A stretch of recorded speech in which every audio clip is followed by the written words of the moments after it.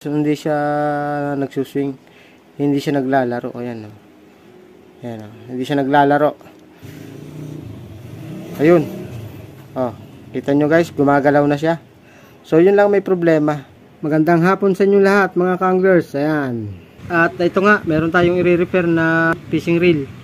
So, bali ang problema nito ay ayaw mag-lock pagka yung binabalik na ganyan. Oh. Ito yung lock niya guys. Oh. Ito. Ayan. Babalik natin sa dati. Ayan. Ayun oh, maingay siya. So ayaw nang kumapit yung yung parang lock. So titingnan natin kung anong problema.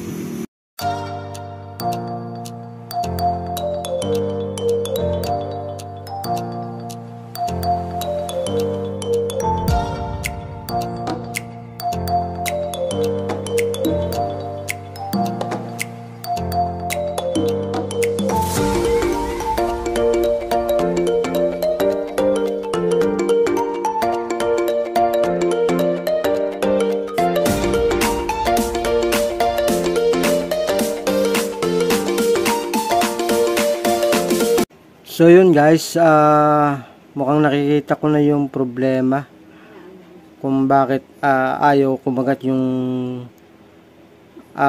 gear, naglulos siya. Bali ang problema nito sigurado guys, hindi ko rin masasabi kung yun nga ha, itong spring na maliit, ayan, maluwag na siya. So dapat itong kulay itim na to guys, ayan, dapat nagsuswing yung ganyan.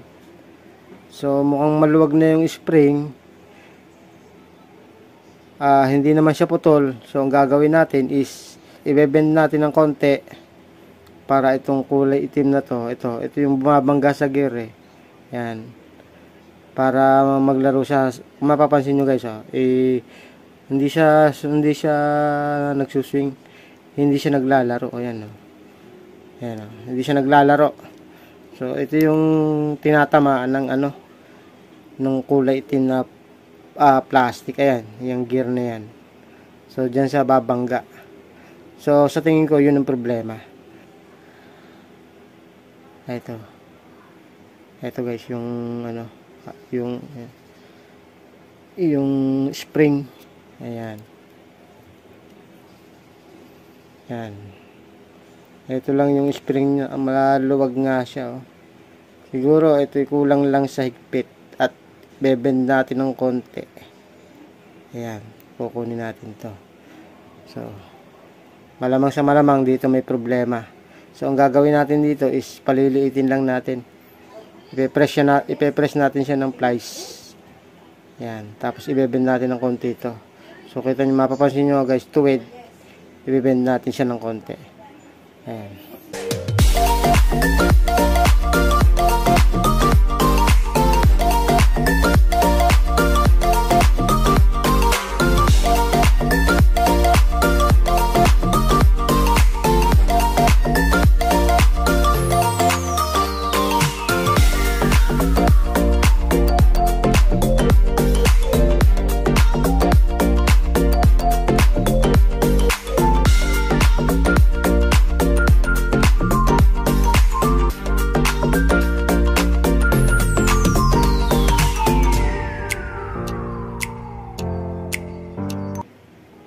Ayan. Yun. So sana yun lang ang problema at wala nang iba. So ibabalik na natin. Yun.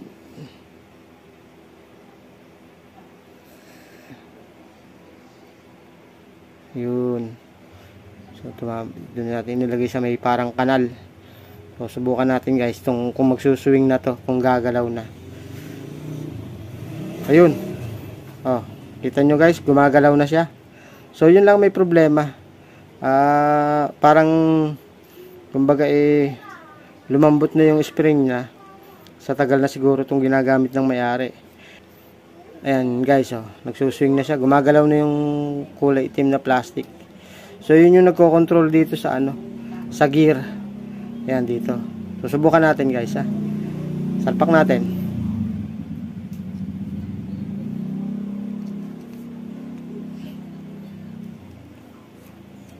Ayan. Subukan natin kung ito'y ayun. Ayun guys. Oh, sak. Yun nga ang problema. Yun lang. Spring lang. Walang ibang damage kundi lang. So hindi naman totally damage. Na-deform lang siguro. Sa tagal sigurong ginagamit. Nawala na pati yung ingay niya. Hindi kagaya kanina yung ating nire-reverse maingay. So ito wala. Ayan. Okay. So yun lang ang problema. Ayos.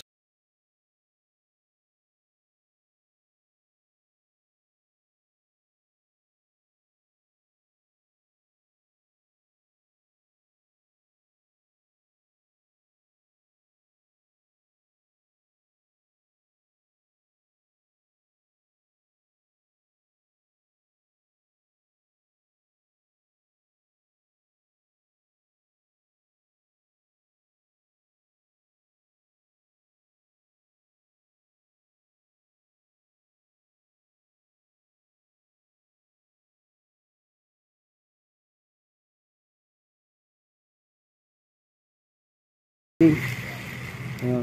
Ayun. Ayun. Ayan. Ayan guys. Oh. Ayan guys. Oh. Kumakapit na siya. So subukan natin i-loose. Ayun. Ayun guys. Kumakapit na. Okay na. So yun lang ang problema. Yung spring. Parang sa katagalan siguro natuwid na siya. So yun. Binend natin ng konti. At yun na. Kumapit na nga ulit siya. Yan. Okay na.